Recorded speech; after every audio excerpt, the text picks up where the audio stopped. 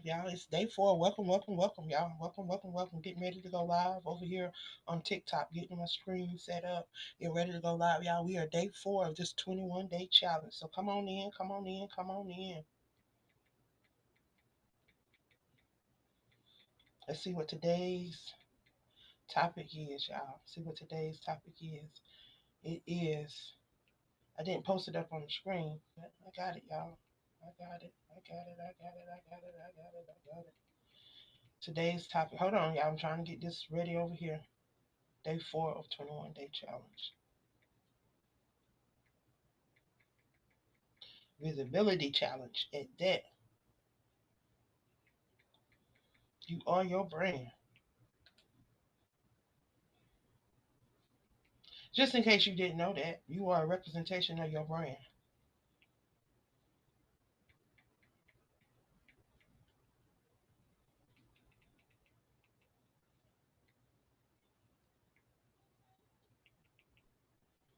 21 days of visibility.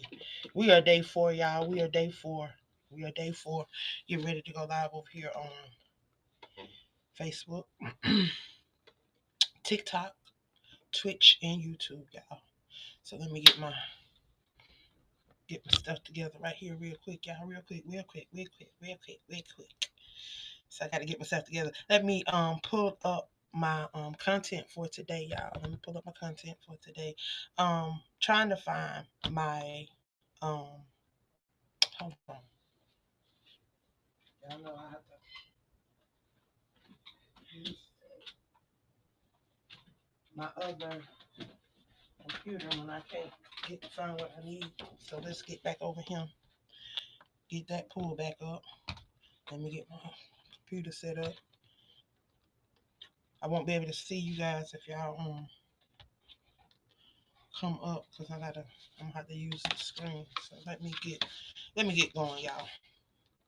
Come on in, come on in, come on in, come on in, y'all. We are day 4 of the 21-day challenge.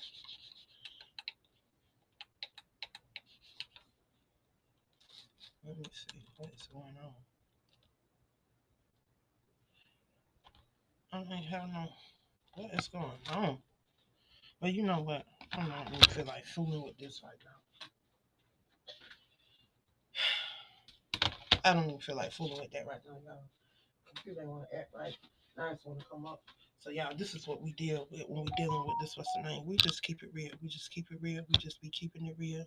And this is what we be dealing with when we dealing with these different devices and these different little things. Y'all, I'm trying to get set up, trying to get stuff going for you guys, so I can go ahead and get this challenge for today out of the way because we're still doing the 21-day challenge, visibility challenge, where we are showing our brands and being visible, making connections, connecting with those that support the things that we do. So y'all, I am getting ready to pull up our challenge for today. For those that are authors, if you're not attached to the 100 author movement, you still have an opportunity to get attached. Know that you can still get attached to what we're doing over there. Um, it's all about the 4 C's, and the 4 C's is communicate, connect, collaborate, create, and community build. The 4 C's is connect, communicate, collaborate, create, and community build. That's what we're doing over at the 100 Author Movements. Welcome, welcome, welcome, everyone. Welcome, everyone. Welcome. If you are an author, you might want to hang around. If you are an author, you may want to stick around. This is I Am an Author. And we are currently doing a 21-day challenge, a part of the 100 Author Movement. So I am live right now, getting ready to discuss my day 4. We have, so, okay,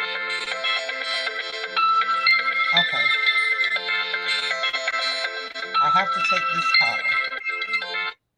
Hello. Yeah, I have to take this call because this is one of the guys calling from the prison. I think it's Cornell. So I have to take this call. So I'm gonna take this call and then I'm gonna jump back on here and we're gonna talk about. I'm still gonna be live, but I'm just gonna take this call so I can and then I'm gonna jump back on and we're gonna talk about that challenge. Y'all see, I told y'all this is what we do. We adapt. We adapt to what we're doing. So I'm alive right now. So what I'm going to do is have this conversation with you guys. So hey, Mr. Cornell, how are you? I am currently live on TikTok, Twitch, YouTube, and Substack. So we were getting ready to talk about our day 4 challenge, but you called in. So, I always have to yield the floor to you guys when y'all call in because I advocate and I support you guys. So, how are you today? Ma'am, I'm doing great today, ma'am. And yes, ma'am, it's a beautiful day. So thank you, ma'am, for allowing me this opportunity, ma'am, to be a voice and to speak on your show today. So thank you very much, ma'am. So, what can I say is going on in the current TDCJ? Well, ma'am, a lot of guys have asked me questions about why is this system so broken, okay, and what is it that the outside people are trying to do to fix it. Well, ma'am, it seems obvious that nobody's really, I'm not saying that ain't nobody trying to do something, but whatever it is they're trying to do, ma'am, it's not even enough. Because it's like the handle is not even moving, ma'am. Well, because we first, still got and you got to understand this too, Cornell. We as people have to understand this. We are talking from a black perspective. These white people don't want to hear nothing we got to say. So we're having to work extra, extra, extra, extra, extra hard. So what may take white people only 10 years, it's taking us 30, 40, 50 years to even get people to start recognizing. Y'all may think that nobody sees, nobody hears, nobody is doing anything, but baby, trust and believe there's so many people out here that is going to war. That Jasmine Crockett from Texas, and she's something to be messed with, and let them keep messing with her.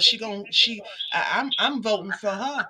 I'm writing her in the next election if don't nobody vote her in. If she ain't on the ballot, I'm writing her in because she need to be our next president. If you want the truth be told, right now she's the only person I see that's walking around with a backbone and truly representing, and it's not about no agenda. This lady could be about so much more, but she's not.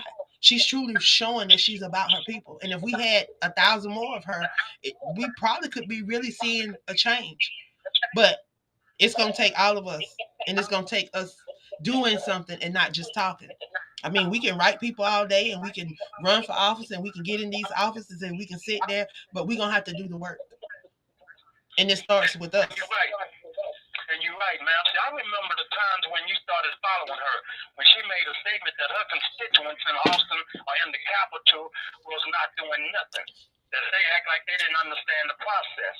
And when she said that, you was like, wow, she's standing up. She act like she talking like she got a backbone. So I do recall, man, when you started following her. And you have been following her ever since. And this was way last year somewhere. So, it's obvious, ma'am, that, like you say, she's been a voice for the people in the right way, and that if we had others like her, then things could possibly change. But, ma'am, as of right now, ma'am, these guys over here are stressing pretty bad because it's over 15,000 people to make Corona, and we still here. So when was the last time one of them had their family members go to down to the state house? When was the last time one of them had their family members to write a letter to their state representative? When was the last time one of them had a family member to contact their governor to make some traction? I mean, we say all this stuff and we say what ain't going on, but what are we doing to make some noise? And not just write a letter one time. Are we writing every week? Are we writing? Uh, are these people knowing who you are? Are they, when they get your email, are they saying, "Oh, it's her again"? Or is that what they're saying? Because I can guarantee you that's what they're saying about me because I'm not letting up. Okay, And that's that's a the good point to be attitude, made. and that is the attitude that everyone else need to have. If that not the attitude and the drive and the motivation and the determination that they have, then it's not going to work. We can write a letter one time and say, "Oh well, we've done something." No, we've not done anything. Yes, ma'am. Well, I can say that since meeting seen you, ma'am, and since being a part of your platform, ma'am, you have effectively pushed the pill for us. Because, ma'am, you have figured out a way how to tag everybody at one time. And I've been here, I've listened to you read their emails back to you. So asking the question about these individuals' families, reaching out to these individual state representatives and governors and stuff like that, ma'am, sometimes it makes me think that they don't know what they're doing. Or that the people that they do talk to, like a clerk or secretary, ma'am, they're not getting the results that they're asking for. But I've seen you. But do you stop once you get that one person that does not give you the result? You know what? You got to keep going. You got to tap into that person that is going to help you. Like everybody is not a person that's not going to help. And then if you tag a lot of people, if you tag people that see that other people, when people start seeing that other people are being tagged and other people are being attached and other people are being, it's called accountability. When you are holding people accountable. So I don't just send it to one person. I send it to a lot of people, even to people that may not have nothing to do with what I'm writing about. And you know what they tell me? They said this is not for my department, but I'll forward it on to another department. Why they do that? Because in the beginning they wouldn't doing that, but why they do it now? Because they see that other people are attached to it. They see that other people see this. It's not just them in this email, that is other people in this email too. So maybe they need to try that. And that's true. You're absolutely right, ma'am, because I'm sorry for myself. Ma'am, I have been locked up for a long time. And you can believe one thing, I have never ever seen, since the time of my incarceration, over 40 state representatives, the states, the directors. I have never seen all these people come to one unit at one time. Never. Chris Carter, Keith and Brewster, all these people came to this unit because you put a post out there complaining to them about the unconstitutional living conditions here at Fabian State Jail Facility and Dominguez unit. Yeah, and they need to do their job. Third-party calls are allowed. And how They actually came. and there they go with the third party call. Stop listening so hard, and you won't think we on the third party call because we're not on the third party call. Well, ma'am, they did come, and they have been fixing everything that they can find. They shut the kitchen window down because they're not washing them dirty trays in that washing machine, in that washing them or in the trash cans. So they doing their job. They're doing their job. They're making sure that you have a safe environment to cohabitate. You know, it's not about trying to make what they say. We trying to make it comfortable. No, it's not about making it comfortable. We just trying to make you do your job. We're just trying to make you to make it human habitable and not treat people like animals because just because people have committed a crime or in a lot of their cases are wrongfully and overly incarcerated. That's what we're finding out a lot of in the state of Texas and a lot around the United States that concerns our brown people. A lot of them are wrongfully and overly incarcerated. And then on top of that, we have to deal with the inhumane things that's going on. We complain about what they're doing in El Salvador and all those other places. Well, if y'all are as disheartened about that, then think about what's happening right here on our own soil. Those same things are happening right here within the prison system. You tell me how a lot of these prison systems are getting drugs in when you getting strip search darn near when you go visit. So a lot of the wardens I hear are saying that it's the family's reason why a lot of these drugs and stuff is circulating inside of the prison system, which is totally a lie. There's not no family members reason why they want to say no. Family members are sending money because they think their loved ones need something, and then when they find out that their loved one is on drugs, then I can guarantee you they're stopping. They're not contributing to sending of no money to contribute to no habit that was developed inside that prison system. Because as I'm listening and talking to a lot of these people that are inside the prison system, their loved ones were not on drugs when they went in. So they developed this habit and they developed this addiction on the inside. You know, and that is across the board. That's what I'm seeing across the board. And that is a problem. That is a serious problem, Okay. and it needs to be addressed. And it needs to start with the warden because he's in control of what goes on in his facility. So if he's saying that it is the family members, then what are you doing to make sure that the family members are not contributing? You know, you have a part that you can play too. Yes, ma'am. That's true, ma'am. And see, you made a point yesterday on your live regarding the fact that these people can do better by these inmates, especially those that have already been granted this parole, ma'am. They should be able to set up an establishment, ma'am, where these people are being screened and these people are being placed in their right category of individuals. Okay. They got more than I wrote an 15,000 people article. already. I've wrote these people. I've told these people. I've been speaking about that. I've even asked TDCJ if they wanted to sit down with me, and I can work. I really could work on a program with them to show them how they can work the inmates through the system, and it's a better system than what they're doing. Just like we run IEPs for these kids and determine what they need to be able to graduate, and making sure that they follow this plan so that they can graduate, then that's what we need to be doing in these prison systems. What is the classification really doing? When you're classifying That's right. these inmates, how are you classifying them? That's the whole purpose of the classification process. The classification process, they should have these facilities, and I say it again, and I'm not going to change what I'm saying. The facilities should be designed and set up to facilitate whichever rehabilitation program that you're sending this person to. If you're sending them to a trade program, if they're going to be learning a trade while they're there in the prison system, then you send them to a program that's going to allow them to be able to get that trade. If their objective is to get a 4 year degree or whatever type of degree, then you send them to a program that's going to allow them to get that degree. If they have a drug problem, then you need to send them to a program that's going to help them work with that drug problem.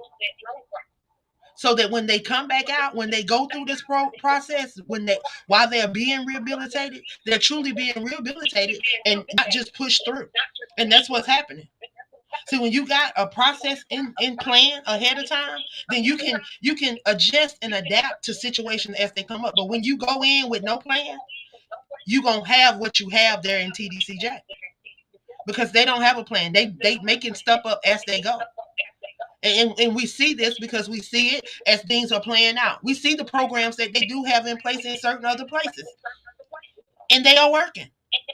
So why have you not modeled that program in other programs, in other facilities? You got over 100 and something facilities, but you only doing this program in one or two places, and then you talking about the success of the program, but then really it's not a success because it's not TDCJ worldwide. It's not through the whole prison system. It's only at that facility. So if you can model that throughout the prison system, then we can start seeing a change. Then we can start seeing stuff. But until we do that, we're not going to see. We're going to continue to see the same thing. And until these loved ones and these people that vote in the state of Texas, these citizens into the state of Texas decide that they want better and they want a better system, it's gonna continue to be the same thing because you ain't got nobody going that you ain't got nobody that's wanting to stand up, that's running for offices, that's coming in and saying, okay, this is what we need to do. This is the changes that need to be made. I guess I need to move to Texas.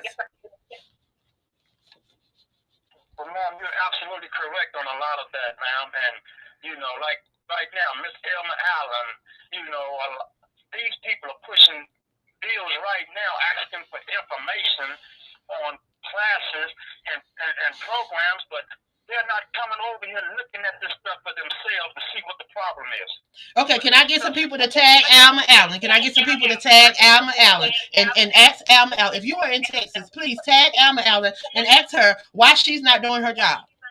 If you are a Texas citizen and you are tuned in on this TikTok, this YouTube, this Twitch, ask Alma Allen why she's not doing her job. And listen to what the people are saying. The people are speaking, and the people that are speaking are the people that are concerned, the ones that y'all are talking about, the ones that are behind these prison walls. So go ahead, tell Alma Allen what you want her to do. And yes, she's been always asking regarding information about the programs, but she's not doing anything because I have been writing her Okay, about I'm the asking program. you. I want you to tell her.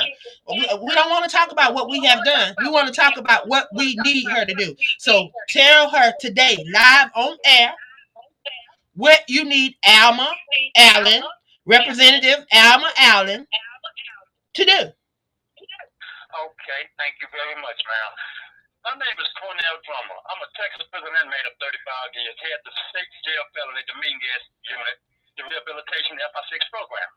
And I am coming to you, ma'am, as a state representative pushing bills regarding the rehabilitation divisions of these programs. And I'm asking for you, ma'am, to get in with this, to come and see what's going on in these facilities and see that these facilities are broken and we are not getting the tools we need, nor are these people releasing us from our parole. We have been made parole over a year ago and we're still here. Some people have made 18 months ago and they're still here. They have halfway houses in all of these cities who are full to capacity, but inmates are being held in these facilities after making parole and completing the FI6 program and cannot be released because halfway houses are full to capacity. But the state of Texas is not doing anything to try to clarify this issue, to try to fix the system to where these people don't have to wait that long to be able to get out of prison. And I'm gonna put a challenge out since this is what's needed. So and we know what's going on. So I'm gonna challenge my brown people. I'm gonna challenge my black and brown people that got the funds, that got the resources, they got the know-how to come together, y'all. It's time to come together. If we know we need halfway houses, then why we not building halfway houses? Why we not raising up halfway houses so that our family members, our brothers, our sisters can come home from prison and come home from prison and get back into the world and be productive citizens? We hear the need. So if we hear the need, then why we are not meeting the need as black and brown people? These are our people that are in need. So why are we not standing up and why are we not developing this in our community if we know that there's a need? So Texas, I'm calling on you to stand up. The citizens of Texas, my brown and black people, I need you to step up and stand up. If you have the resources, if you have the know-how, then I need you to come together and I need you to get on this. We need halfway houses for our black and brown people so that they can come out of prison, so they can transition, so they don't have to be 18 months over their release date. Why? Because it's doing nothing but fattening the pockets of Texas. Because it ain't doing nothing but putting money in their pocket. Because we know it's all about a dollar. Everybody know what it's all about. We know the prison system was never designed for us, never will be designed for us. And until we stand up and do something about it, we're still going to continue to hear these stories. It's not going to change. Yes, ma'am. Well, thank you, ma'am. You know, that's good to be pushing that to Miss Elma Allen to get her involved with this, ma'am, because her and a lot of other state representatives need to know what's going on.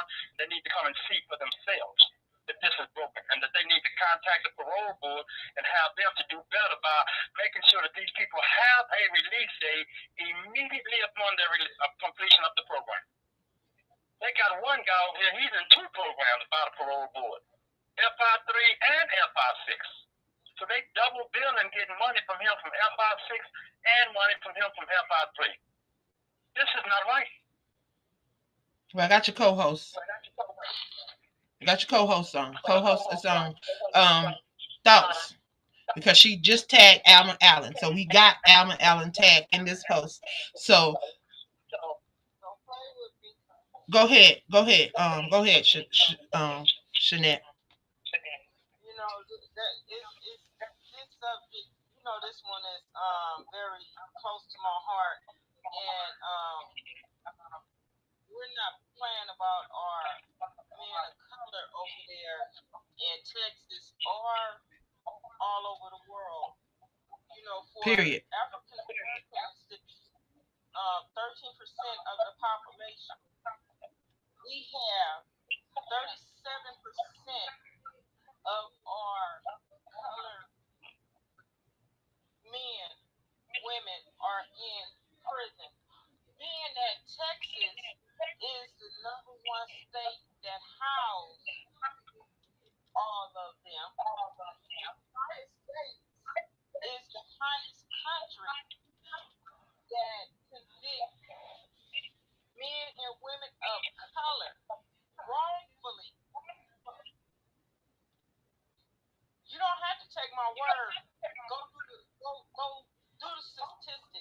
Yeah. Statistics don't lie. All you gotta do is Google. You Google Texas. You can Google the corruption in Texas. You Google Texas judicial system. You Google it, and it's gonna give you the God honest truth, and you can see it. It's nothing that nobody's making up. This is something that is happening, and then everybody run to Texas. Everybody run to Texas for what? Everybody was running Texas for a long time, just running to Texas, and then what was happening? All our people getting locked up. All our black and brown people getting locked up and in prison. Exactly. And they, every week, well, they haven't put nobody to executed nobody this week, but for the all of May, it seemed like every week they was executing someone Yeah. over in Texas. It's just like, oh, let's hurry up and get They away from lead the this. country. They are in the top five in execution. So they don't care. You got Governor Hot Wheels that don't care nothing. He so far up Trump's behind. That's all he can do. Worrying about But you, providing some beds for immigrants. He want to provide beds to house ICE people, but you don't want to try to help get these people out of prison because he know what it's about. It's all about money. All you got to do is follow the money trail. You follow the money trail. You follow. You want to find out why those people are not going home. You find out about the people that's managing that facility over there because it's not TDCJ. They have other people. They have third party people that are coming in, contractors that are coming in and running these facilities. So if you want to know why these prisoners are not going home, because it's all about the dollar. It's all about the dollar. TDCJ don't want their hands in it, so they contracted to somebody else. But I can guarantee you that they already got their monies out of it, so they've probably already pocketed theirs. So now they don't even care.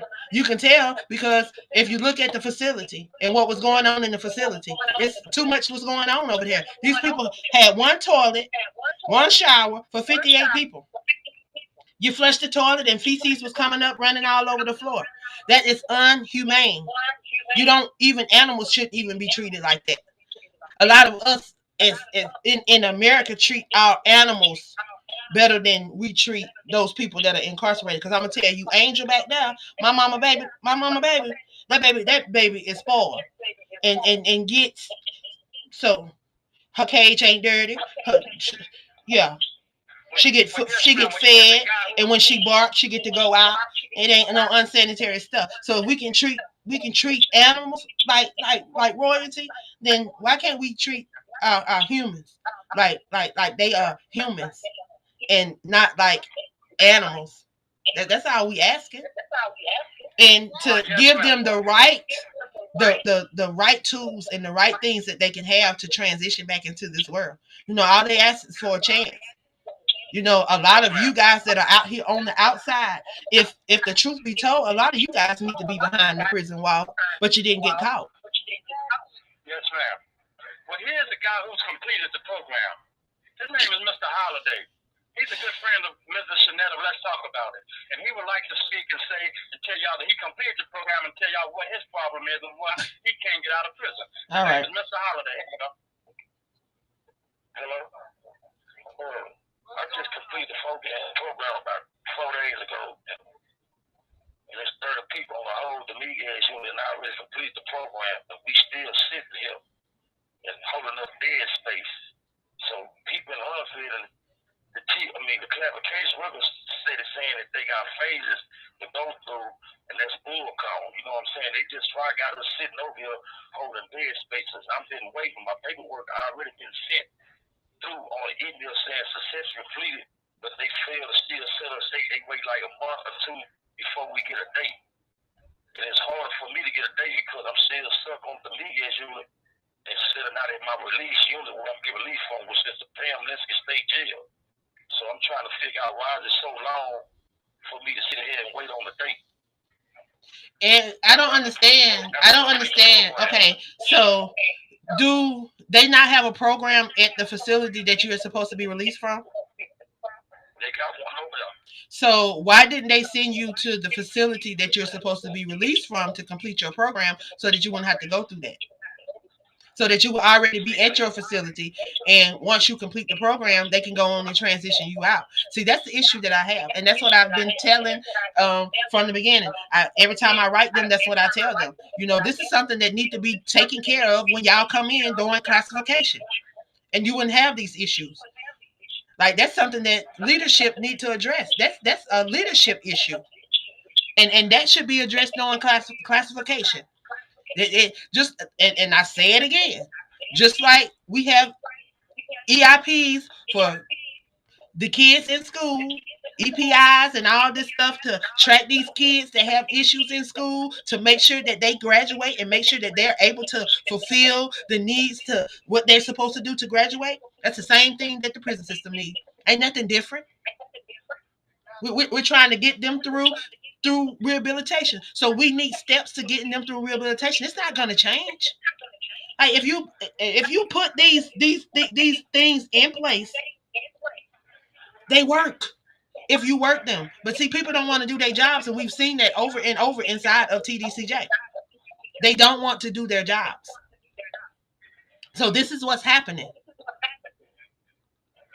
And then they brush it off and they brush it off and then they put it out. Because I can guarantee you what's gonna happen is they're gonna blame the company that did y'all program.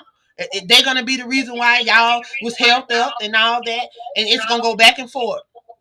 And they're gonna keep putting the blame back and forth because that's what they do. TDCJ is known for that. But I've given them an outlet. I've given them. I just told I went through my master's program, my bachelor's program, writing on TDCJ, their policies, their procedures, and how they operate.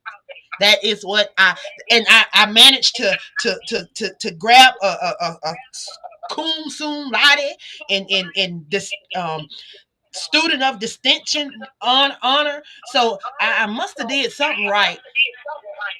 So I'm just telling TDCJ, and I'm telling them again, if you need somebody to sit down with you and willing to walk with you through this so that we can better serve the inmates, so that they can be better prepared and productive citizens when they come back out, so that this don't be a revolving door. And see, that's something that they are not doing. They are designed for this to be a revolving door. They want you to keep coming back, and they want to make it hard for you to get out. That's their whole agenda. And when we realize that, hey, family members need to get involved. Well, ma'am, this is the problem I'm having right now. What I'm trying to get help on is seeing that I can get transferred into my pickup unit, which is the Panamint State Jail, because if I feel like I can get transferred to my unit, I feel like that my release date a step, it'll come quicker than it is me sitting on the Miguel's unit, still in the program, and I already completed it. So do they not know? Do they not know you're supposed to be at that unit? Nah, they don't. They know I'm supposed to be there. They just feel to do their job, like you was saying. So These if people know I graduate. so if they okay, I'm trying to figure out if we contact them and ask them for a transfer, what would make them give you a transfer over making them do their job?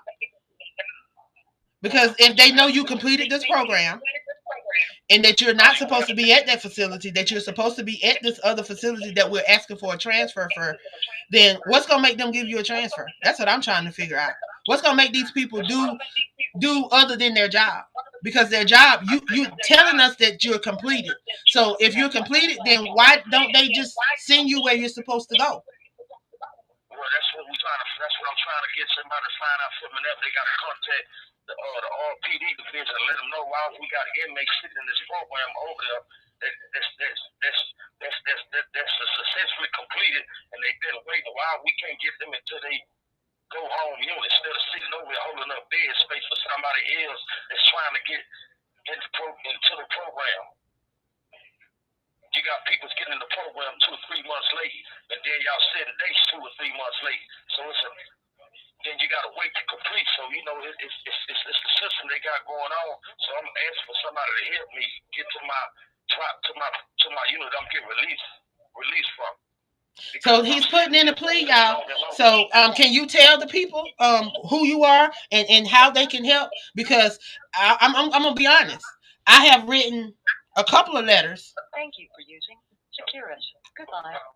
Well, I have written a couple letters. Well, they're gonna have to call back. But I have written a couple letters. I have addressed this. We have even looked into the management company that is over there running this particular program at TDCJ, and we see the issues that are going on over there. And just like we say, we follow the money trail. Shanette, we follow the money trail. Then what? So y'all, Shanette is one of the hosts. She is actually the host of Let's Talk About It. She and Cornell are co they are co hosts. Cornell is the guy that y'all heard first, that called in. He is Shanette's um co-host. And they're on first and third Mondays. And this is what they talk about. This is the things that they bring to awareness. So if you have a loved one that is incarcerated, no matter where they are incarcerated, Shanette has a husband that's incarcerated in Colorado. So she goes hard for Colorado. Um, Cornell is in Texas. We go hard for Texas. We have individuals in Florida, Alabama, Georgia. If you have a loved one and you would like to bring some awareness to their case, if they have been wrongfully or overly incarcerated, and you need to bring some awareness to their case, Shanette is definitely someone that can get you on the show, and we can get to talking about your case and get it out there. We do clips, we do reels, and we try to, highlight it. We run it in the magazine. We want people to know, what is happening to our brown people all over this world. It's not just happening here in the United States either, because if you listen to Dr. Chen talks about it, she shares about it, things that are happening in the Virgin Islands and even in Africa, different places. So know that this is a problem. This is a problem, and it needs to be addressed. It needs to be addressed. And we're going to do what we can to continue to bring light to it. I tell you, y'all, being a journalist and being on here and being you got to learn how to adapt. So today we truly had to adapt. I jumped on. My intentions was to come on and to talk about today's today's challenge. So since I have Shanette on here with me, y'all, and they are calling back. So let me get them back on. Today's challenge was to share your space, your writing space, to share where you work and where you make your magic happen. So y'all know that I am a visionary of the Crew Podcast. I am the editor in chief of Aspiring Authors Magazine. So I this is where I do most of my work. Um, on the computers.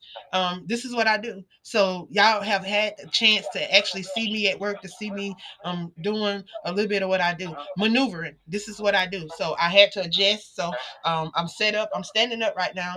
Working on two computers and two phones, y'all. That's what I'm doing. Working on two computers and two phones, because I want to make sure that I get this message out. I want to make sure that we're able to truly be a voice for those that do not have a voice. So Cornell and Holiday is back, and we want them to continue to address this issue that is currently taking place inside of TDCJ, and that is these individuals are being paroled, and once they are being paroled, they are just being sit. They're sitting and they're waiting to be released. So you have Holiday, who's at a unit. He's completed the program. I think he completed the program about 4 days ago, and now he's waiting to go to the unit where he's supposed to be released from. So my thing is, and like I said before, and I stand on this, this should be taking place in classification. When you assign them to a unit, and see, this is what they do so that they can keep moving them around and keep putting them in different places and keep doing this. Okay, if you know that they are going to be coming out at this unit and you're going to be moving them around, then you know that that's still their exit unit. So you put that on as their exit unit. So when they're ready to go to their program to exit the TDCJ, the exit the system, then that's where they go and that's where they work on their program. If it's a 6 month program, they go there, they do their 6 months, and they go home. They're already there, so you can transition them out. That's simple, y'all. That is simple, but yet you see TDCJ makes it hard. TDCJ makes it hard. There's a prison system in Texas. I mean, in Tennessee, y'all. They found out how to do it, and they are doing it. And some more prison systems need to model that prison system. It can be done if it wants to be done, but it's all about a dollar. It used to be $1 million industry, then it turned into $1 billion industry, but now y'all, it's $1 trillion industry, and it's being funded and off the backs of our brown people. Because if you look at the percentage of people that are inside these prison systems, they look like us. They look like us, and they're getting younger and younger, y'all. They're getting younger and younger. And with the new administration in, if they feel like our babies can go to work, they can go hold a job and they can work at 7, then guess what they're gonna start doing with these laws? These laws are gonna start dropping on down too. If they feel like your baby can work and hold a job, because your current president, your current administration shipping everybody out. If he don't ship, he trying to get everybody out of here, trying to get everybody out of here so he can put your babies to work. So put your babies to work, y'all. If you don't know, you better wake up, because the child labor law, where it used to be 18, y'all, it's no longer 18. Y'all, it's 7. So your babies can go to work at 7. So guess what? You know why they messing with the educational system? You know why they are disrupting the educational system? Because now they say, well, if they don't want to send them to school, they don't want you to send them to school. And they know a lot of us are not wanting to send them with the things that they're doing. So they say, okay, they're going to homeschool them. So since they want to send them, they don't want to send them to school, then they're going to make them go to work. So now you're going to have 7 and 8 year olds going to work. Because y'all know what they did back in the day. A lot of our parents and our grandparents, y'all, they had to quit school. A lot of them only went up to the 8th grade. A lot of them only went up to the 5th grade because they went to work. But y'all, look at the current administration. Look at what's happening. Look what's going on. And y'all got to get out here and be productive in your community. Know what's going on. Take advantage of the right to vote locally. Like you need to go and be a part of your local government, because your local government is determined who gets into that national seat, y'all. It all starts local. So you got to start being a part of that vote. So coming up next year, y'all vote. People finna. You got to be ready to vote. You can't wait till the 4 year vote. That's not the only one that counts. The 2 year votes are the ones that really matter, because it's your local. Your local. So y'all get on it and be a part of your business. Get on your business and be a part of your community, y'all. We matter. Our voice matter, and we need to be heard. And we can't keep sitting and just watching, because nobody has your best interest. You got to have your own best interest. So get up and do something. So y'all, what do y'all want to leave with the people before we close this call out today? What do y'all want the people to know? How would you like for someone to help, Mr. Holiday? Miss Angela, Yeah. I want y'all to I want y'all to hear me from state representatives, rehabilitation representatives, regional directors, the governor, and the parole board house, and tell them that these people are hustling to this FI6 program way past our dates. We need somebody to step up. That's the only way something gonna get done. Because if not, we'll be still sitting here. We got dudes that sitting here 3 and 4 months trying to go home to their little one, but ain't nobody saying that.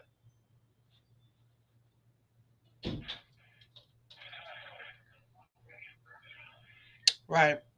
Well, I Shanette wanted want to say something. Shanette. I want you to okay, I want to address. You said you want to be transferred, but I just looked it up on their website. Is that if they transfer you to a unit, another unit, that's going to affect. That's going to be. It's going to take them longer to get you out of there. It's going to change your parole date. I'm looking at that right now. If they transfer me to another unit, it's gonna change my parole date. She To said another unit. She said she just looked up on the computer and she said if they transfer you, it's going to change your parole date. So, are you really wanting people to reach out about transferring, or you just want people to reach out about getting you home? Because if they transfer you, Shanette said that it's going to change your parole date, and you might want to you might want to check on that before we start telling people to ask for your transfer. Because if it's Now going to that's affect your parole date, I'm sure you don't want that. So you might want now to that's check what I on that don't want. first. Now that's what I don't want. I want to make sure I want them to help me get released as soon Okay. as possible. That's what I don't want. I want to be released. Then So also, continue. I mean, I'm we're doing what we can to make these people do what they're supposed to do over there at that facility. Angela, the thing because of it is, I finished the and I That, program. want, I'm sh- completed successfully. Go ahead, I'm Shanette. successfully Go ahead, finished. Shanette. and I want Mr. Holiday and all the other men to know that we care for them deeply, but we have to have the support of your loved ones standing with us as we do so much. Your loved ones need to stand along with us to show support that they gonna be there to, like in California, we had to send in letters to say that we was going, if my cousin needed support or needed someone to talk to, that we're going to be there for them. So we need the support of you guys, family, to stand with us. Our voice can only go so far, but if we have everybody speaking on you guys' behalf, it'll be better, and especially if it's coming from a loved one. Right. So we need family members to get involved as well.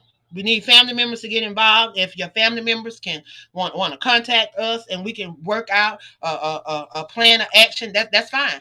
But family need to get involved because they need to see that the family is supporting, that they have family support, so that they can move forward. They want to see the I ain't family got no support. I ain't got no problem with that at all. We will contact y'all at any time. Okay. Matter of fact, our family, I will have my family contact y'all today.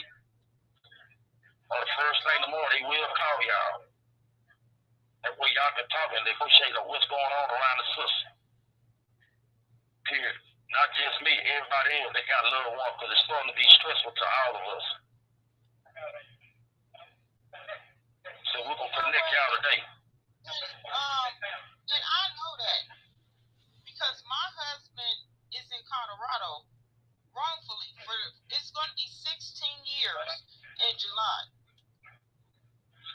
and he's fighting the system. Right. I'm the only one that's using my voice to stand up, and I'm going to continuously do that. Right. I put it out there to family members all the time. Don't forget about your loved ones that's behind the wall, regardless of what they do. Regardless of what they do. Some of the shenanigans, if they in there using drugs, no. We're gonna put a cap on that. We're gonna just stop. We're gonna cut that right there. No money going in. We're gonna stop that right now. But sending them pictures and cards and love and letting them know that we're there, yes, I support that. I hear in my husband's voice when he's having a bad day. When he be like, I don't know if I can do. Babe, you've been down all this time. You can do it. Right. So I know it's getting stressful, Mr. Holiday, but where is your faith? Where is your faith at? We got to hold on to our faith. That's all we got is our faith. Until somebody finally hear our voice. Until the representatives finally say, okay, you guys come on down here to the floor and talk to us about what's going Right. We got to hold on to our faith. That's it. We can't. We got to hold on. And a lot of them, they have been wrongfully, overly incarcerated, and it's getting frustrating. It's getting hard. It's getting hard, and it seems like it's getting worse and worse. Instead of it getting better, you would think that systems would get better over time, especially when you are acknowledging and addressing these things. It's not like we don't know what's going on. We are bringing it to light. We have been bringing it to light. I don't know what was going on before I stepped into the picture, but for the last 3.5 years, I know what I've been doing. I know who I've been writing. I know who I've been saying before, and I know the changes that I have been seeing. I will not quit. I won't give up. I won't turn away because I see what is happening. It don't always happen in our time and when we want it to happen, but they're moving. And I can say that they're moving because as much as I complained and much as I did a lot of stuff, they were slow about doing stuff over at the McConnell unit, at the Conley unit, at Beto, and a lot of the other units that I have been working with. They have been slow about doing stuff. But these people realize now that I'm not playing, that I'm not going to back down, that I'm not going to stop, that I'm going to continue, and that I am going to allow these people to have a voice. I do blogs, I run magazine ads, I put this stuff out here. So if you don't want the truth to come forth, don't let them come in my path. Because if they come in my path, I'm going to put it out here in emails. I'm going to put it out here in the magazine. I'm going to put it out here in this podcast. I'm going to put it out here because the people need to know. The people need to know how their dollars are being spent. Just like over there in San Antonio, over there, what is that? No, San Antonio food truck food bank was donating food to I think it was the McConnell unit, one of those units over there. And there was an issue where all of the guards and the inmates that were working in the kitchen were getting privy to the food. They was getting privileged. They was Some of the inmates were taking foods home. They was taking the food home and not giving it to the inmates. And they was giving the inmates the stuff that was going bad and the stuff that they had them picked over. And that was not what the food bank had said. So I contacted the food bank and I asked, what was their policy and procedure with that. And I explained to them and I told them, see, people don't want you to start talking about the stakeholders. They don't want you to talk about the constituents. They don't want you to talk about the people that they are supposed to be serving. And when you start mentioning those names, they get to moving. They get to talking about action. And that's what you got to do. You got to let these people know that you are not playing with them.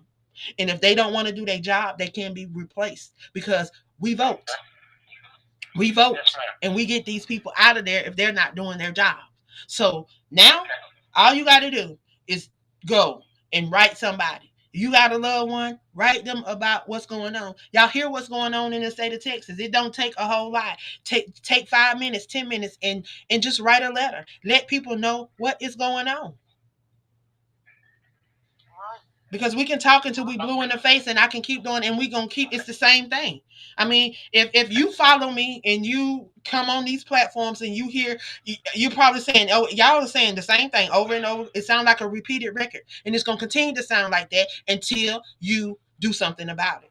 So my question to the people of Texas, what are you doing to help with the reform, the parole and the judicial system and everything that is going on in the state of Texas that is affecting your people? What are y'all doing? Are y'all getting up and voting? I can't say y'all even voting because there's precincts that only having 6 and 10% turnout. How?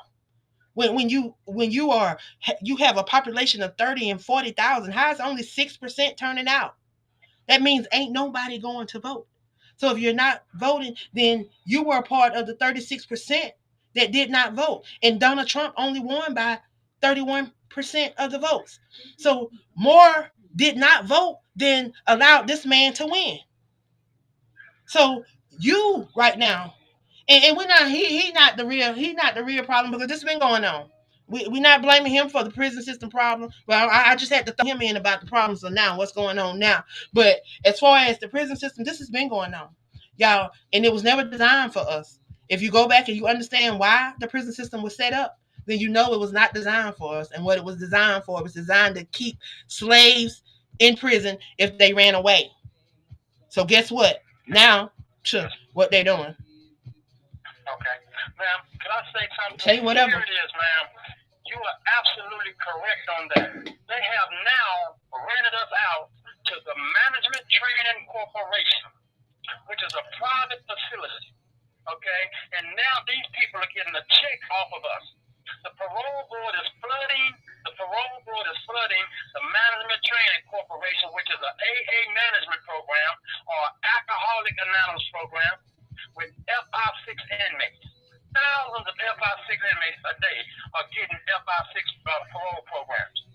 But these people are holding these people constantly up to 18, 19 to 2 years after being approved for the parole in this management training corporation. So now my question now is to ask anybody who's in the state of Texas to contact the director of the Training Management Corporation and find out why is it that the Dominguez State Jail Felony Unit, who is housing FI6 inmates, are still being housed in prison after being completed with their program, which is classified as an overflow. You know So I why? would dare You ask you the y'all housing asking unit. why? We ain't got to ask why. We know why. Because they getting paid. And every bed that's filled, they getting paid for that bed. So when the bed is empty, they're not getting paid. So they trying to make sure that you said some people went out. So they got to make sure they got people to fill those beds before they let any more. So they not letting none of y'all go no more. They're not letting nobody else go until they got people that's coming in to fill up those beds. That's what they're doing. You want to know? Follow the Yes, paper trail. ma'am. I keep telling y'all, follow the paper trail. It's not rocket science. It is not No, rocket ma'am, science. it's not. We making it seem like Because it's we so have to hard. sign a paper every day. We have to sign a piece of paper every day to show that we That's are how these people verified. get paid, Cornell. You got to have a register. You got to have a roster. You got to be able to track it because when they go get ready to file their income tax, when they get ready to file, anybody that do taxes, anybody that do records, anybody that know, you got to be accountable. So they got to have their records. So they got to have your sign-in sheets. I know that because I worked for a food service program. And you know what? They said anybody under 18 could eat at these places. So it was up to us as the facility coordinators and stuff to track who came through the program. So we had to literally check off everybody that came through there. So people got to keep up with this. They got to keep up with the records. That's what's going on. That's why y'all got to sign in. And it's got to be in your signature. It's got to be in your name. So they want to make sure that it's actually somebody and it's not being forged. So that's why they have y'all sign in because these people are getting paid. They're getting paid for every signature on that paper for every day that you go there. So know that ain't nothing new. Don't take it don't take a rocket scientist to figure it out. It's all about the money. When you operate in $1 trillion industry, that is $1 trillion industry, and not to mention the underhanded stuff that's going on. We talk about the drugs that flow through the prison system. We all know what happened Yes, down in ma'am. Texas and how that warden was running drugs through that prison system. They do it all the time. They doing it all the time because these inmates do not get to go out and stand on the corner and solicit for drugs. So how is it getting in there? These contractors and these correction officers.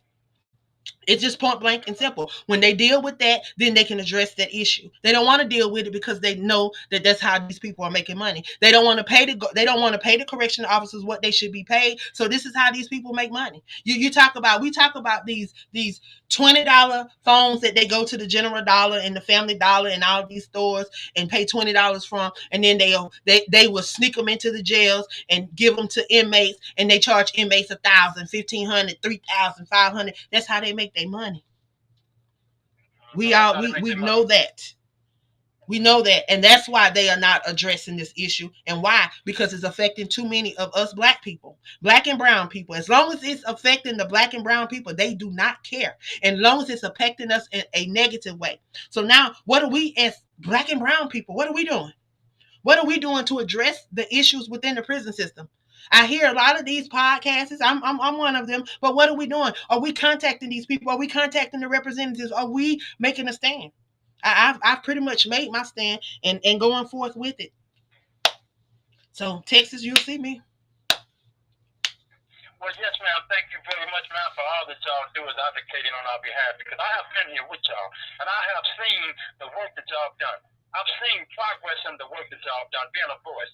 You and Miss Jeanette Johnson of Let's Talk About It. I'm her co-host, and I can tell you, y'all are very passionate about what y'all do, and we appreciate y'all and we respect y'all for everything that y'all doing. We saw for our for ourselves here that these people did come to this unit because y'all advocated it for them to come to see what the conditions are. And yes, they did come, man. Over 40 of them came. We saw this for ourselves. And they have been here for the past 2, 3 weeks constantly in the Dominguez State Jail Felony Unit because everything that you said, you posted this in your magazine. Amazing, Aspiring Authors magazine. Everything that you say, you do post it in your magazine. So people can go read it. It's not just us making this stuff up. You actually pushed the appeal for these people to come, and they came. So we thank y'all very much, man, for what y'all do. So now this Training Management Corporation, we're asking for the public to contact or email whoever you have to email to tell them people they need to come themselves and see what's going on right here at the Dominguez State Jail Felony Facility and find out how are they going to get these people out of here and get these people to put their loved ones to the units that they need to go to in order for these people to be released because they got too many people in here waiting to go home and are getting frustrated and losing their FIs just because they cannot be released. And that's not right. These people are making billions of dollars off us a year, and they don't want to let us go. You got county jails filled up to the capacity, man, waiting to come to TDC. So how is it that the public is waiting and paying taxes for people to come from the county jails to TDC, and TDC is not releasing nobody? It's too much. Jeanette want to say something. That needs to be fixed. Yes, ma'am. Cornell, you just said something. My little mind just don't went blank real because I was on the internet googling something.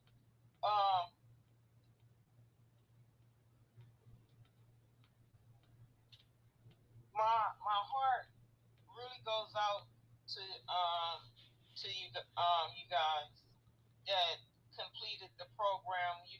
I just looked on their website, and it says that they cannot hold you past your release date now unless there's a detainer on you. And see, that's the thing, Shanette. That's the thing. They completed the program, but they have not given them a release date. That's the thing.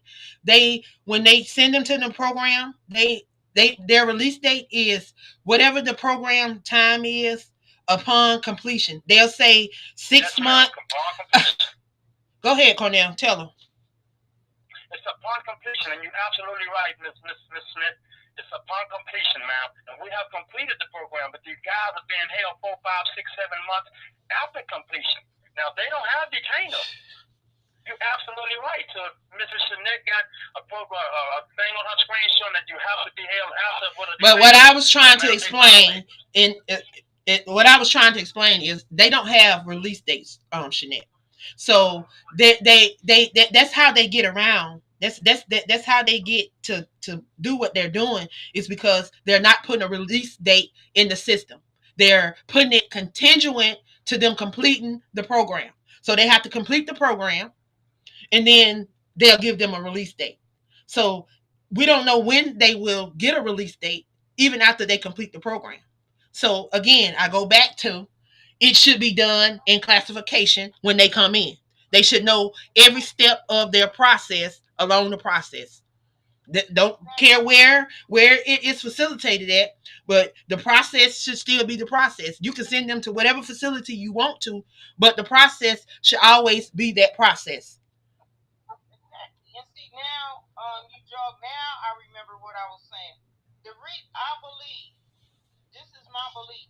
The reason why they not giving after they complete the program and they're not releasing them, giving them release dates, they know them men is gonna get frustrated.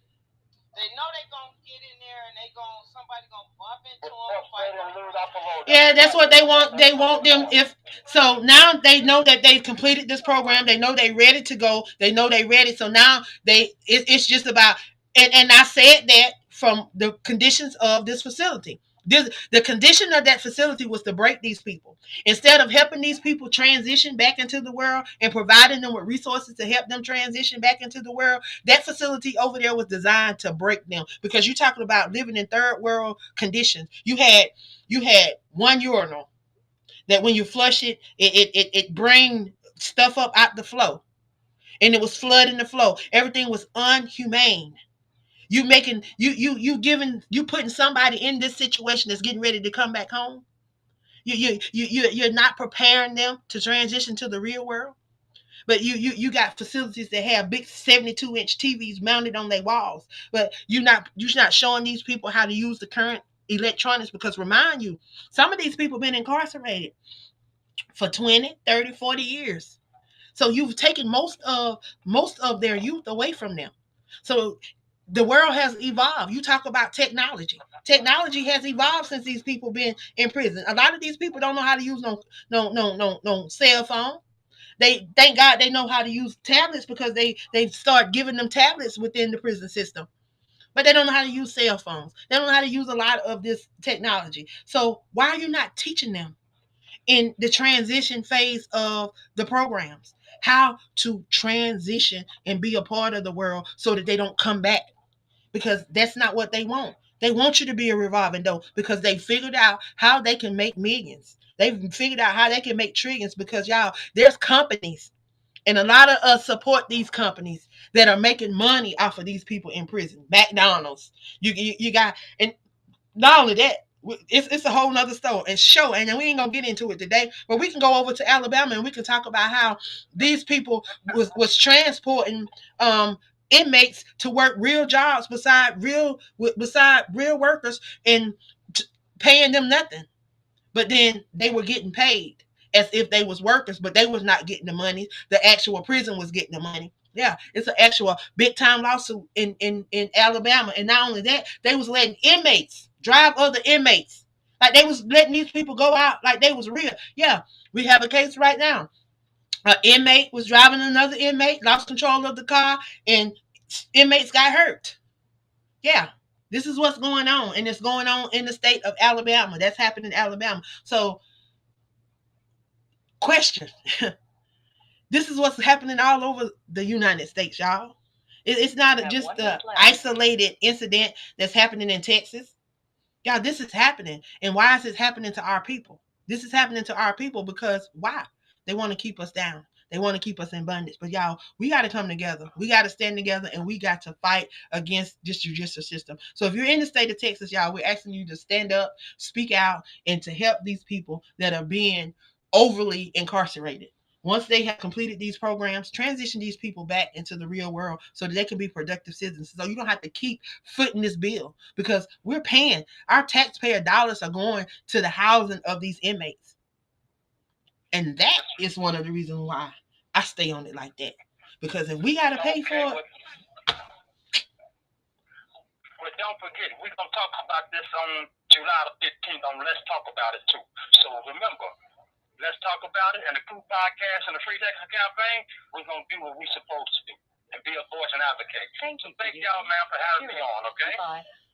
So y'all, again, so you got to see firsthand me and my the atmosphere and what we do.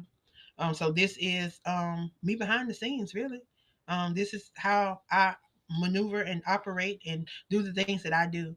So this is day 4 of our day 21 days of visibility, our 21-day challenge, y'all. So you get a firsthand experience of what I do, and a little bit about me. So thank you guys for jumping on, and Shanette, thank you for always being available. You are so welcome. It's always a pleasure to come and sit and chit chat about stuff that I'm so passionate about. So I want to encourage you guys to tune in tonight. We will be back at 8 o'clock. Tonight we have Minister Prophetess Alma Thomas. She is going to be sharing. Her show is titled Inspirational Moments with Prophetess T. So I guarantee you're gonna get some inspiration. So I want you guys to tune in. I am going to try to stream also through TikTok, so you guys can get to see a little bit of what we're doing over there on the network. But if you can, I want y'all to go on over to YouTube and make sure that you follow us on YouTube. You can go to the Crew Podcast. Or you can go to AALAC Aspiring Authors Magazine YouTube page and subscribe. Stay connected and see what we are doing and how we're out here impacting our community. Even when you can't see us on these social media sites, you can stay connected with us and stay in the loop of what we are doing. So I definitely encourage you guys to get involved, get involved, get involved. Thank you, thank you, thank you. And that's all. Shanette, you want to say something before we leave? Yes, you know what? I need you guys to tune in to Let's Talk About It on June the 16th. I have a special guest that I would love for you guys to hear. I'm going to put out my number just in case you guys want to talk to her. Her name is Gwen Smalls. She is the cousin of Henrietta Locke. Her brother died in police custody. She also is an author. So you guys do not want to miss that show. We're going to have a lot of information. We have a lot to talk about. And please, if you can, if you remember, put it on your calendar. Um, Come on over and join me and Cornell June 16th at 8 o'clock Eastern Standard Time and 5 p.m. Pacific Standard Time. Amen, amen, amen. Again, I want to thank everybody for jumping on and tuning in. I want to thank everyone that shared. If you are on TikTok, please, please make sure that you are sharing this out. Go over, check out some of our reels, like, share, and subscribe. If you're not following us, make sure that you follow us, y'all. Follow us, follow us, follow us, and we will follow back. We will follow back. And that's on all platforms. We want to make sure that we are connecting and supporting each other, y'all. It's all about connecting, collaborating, creating, and community building. I stand on those four C's, y'all. I stand on those four C's. Again, I am the visionary here on the Crew Podcast, Aspiring Authors Magazine, and AALAC, the African American Author Literacy Awareness Campaign. And y'all, we are coming to a city near you soon. If I don't see you in Chicago, hope to see you in Spartanburg. If you don't come to Spartanburg, hope to see you in New York. Y'all, we headed to California in November. So mark your calendars and get ready to go to the Sunshine State. And I get to see my friend. So y'all, make sure you're following us. Make sure you're supporting. And we appreciate you guys. We will see y'all tonight, 8 p.m. Eastern Standard Time. Inspirational moments with Prophetess T. I am the queen. Love you guys. Have a great rest of your evening until we meet again.